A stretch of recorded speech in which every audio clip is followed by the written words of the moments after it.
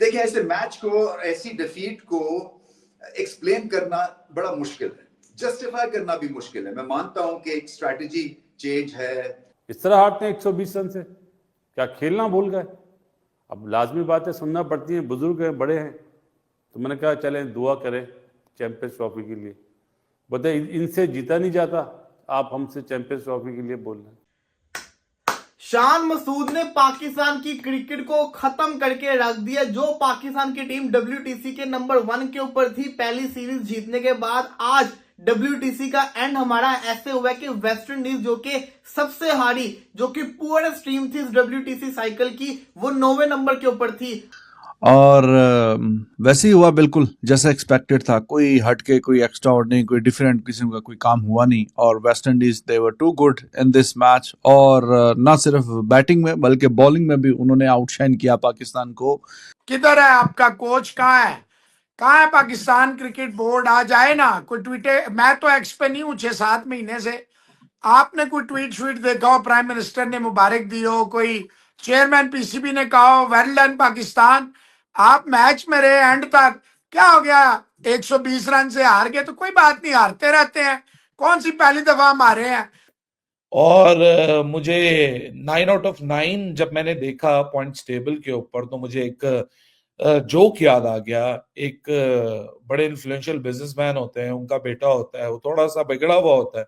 तो वो जिस स्कूल में होता है उस क्लास में 33 बच्चे होते हैं और उसका रिजल्ट कंसिस्टेंटली 33 आउट ऑफ 33 आता है। तो WTC का साइकिल का अख्ताम तो हो चुका है, लेकिन पाकिस्तान और जो वेस्ट इंडीज है, इन दोनों के दरमियान मुकाबला था कि कौन सी टीम जो है सबसे नीचे रहेगी, यानी कि 9वें नंबर की टीम कौन सी रहेगी और 8वें नंबर की टीम जो है कौन सी रहेगी। तो माशाल्लाह से ये अवार्ड भी पाकिस्तान ने अपने नाम कर लिया। शान मसूद की कप्तानी में पाकिस्तान एक बार फिर से जो है तलवे से लगने वाली टीम जो बनी है। सुनामी के ऊपर लेकर आने वाले कौन लोग हैं? ये 11 के 11 जिन्होंने अपने घर के अंदर हारे। मेरी एक बात सुने, आपके स्पिनर के आपको हर मैच जितवा के देंगे, मतलब कि इन्होंने कसम खा ली थी कि साजिद नुमान है तो हम हारेंगे नहीं। उन बेचारों ने तो फिर विकेट ले ली। बल्लेबाजी कब चलेगी?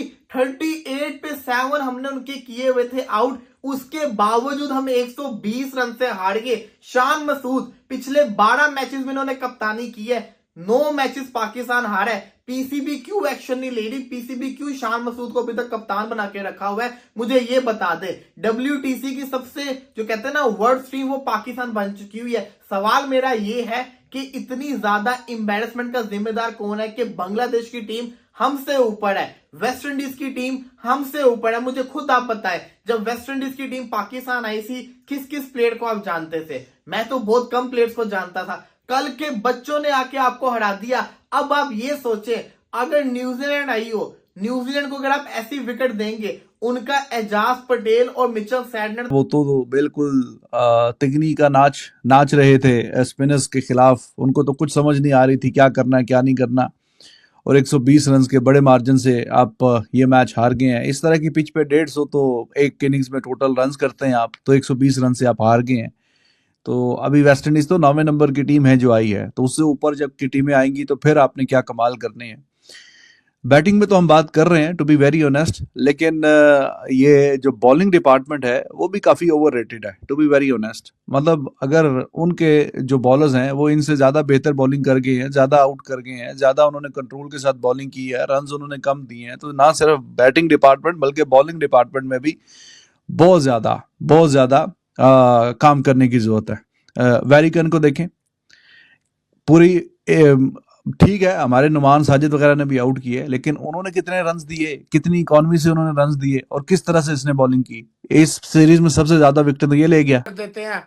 तो इसमें मोहसिन इजाज साहब, मेरे लिए तो कोई हैरानी नहीं है। सबसे बड़ी बात तो मुझे 24 तारीख को समझ आ गई थी कि आकिब जावेद ने बिल्कुल लाउड एंड क्लियर मैसेज दिया, बाय हुक और by crook, we are not going to change. Batsman जाए भाड़ में, पेसर जाए भाड़ में, बोर्ड जाए भाड़ में, सारे जितना मर्जी चाह करें, स्पिन टू विन। और देखिए मजे की बात यह है, टीम्स होती हैं, कंडीशंस होते हैं, ओपोनेंट्स होते हैं, वीकनेस होती है, स्ट्रेंथ होती है, और सबसे बढ़ के आप अपने आप को पहले असेस करते हैं। मैं मतलब फर्ज करें, मैं अगर इस वक्त सोचूं कि मेरी जो है ना स्पेशलिटी या मुझे किस चीज पे अबूर हासिल है, तो मैं पहले उस चीज को शुरू करूंगा रादर देन जिसमें शुरू करता हूं शान की प्रेस कॉन्फ्रेंस तो नहीं, जो मैच के बाद उसने इंटरव्यू दिया, उसमें उसने एक, देखें मुझे अफसोस पता क्या होता है, सच नहीं बोलते। अब वो ये कह रहे हैं कि दूसरों के मतलब जो टेल एंडर्स हैं वो रन्स कर रहे हैं, हमारे नहीं कर रहे। तो भाई पहले ये तो सोचो कि अगर टेल एंडर्स रन्स कर रहे हैं दूसरी टीमों के, जैसे बांग्लादेश 26 पे 6 आउट होने के बाद टेस्ट मैच जीता, 88 पे 8 आउट थे साउथ अफ्रीका के, वो मैच जीता, और आज इस टेस्ट मैच में वेस्ट इंडीज जीता।